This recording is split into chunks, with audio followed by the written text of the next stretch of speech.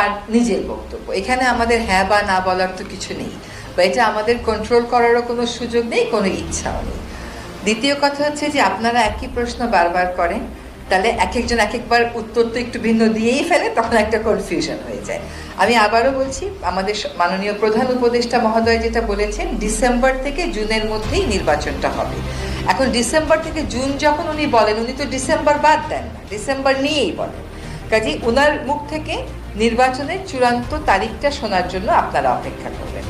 আরেকটা হচ্ছে যে সংস্কার আগে না নির্বাচন আগে, এ সমস্ত প্রশ্ন না। আমরা বলেছি আমাদের প্রাধিকারের মধ্যে সংস্কার, নির্বাচন, বিচার, এই তিনটাই আছে। তাছাড়া দ্রব্যমূল্য, আইন শৃঙ্খলা, এটা তো যে কোনো সরকারেরই প্রাধিকারের মধ্যে সবসময় থাকবে।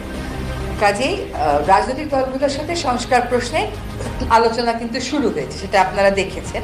এখন সেটা আবারও কবে আপনারা দৃশ্যমানভাবে মিটিং করতে দেখবেন, সেটা হচ্ছে আরেকটা প্রশ্ন। সেই মিটিংয়ের তারিখ ঠিক হলে নিশ্চয়ই আপনারা জানতে পারবেন।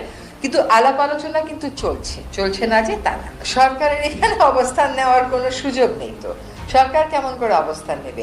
সরকার সকল রাজনৈতিক দলের সাথেই কথা বলবে।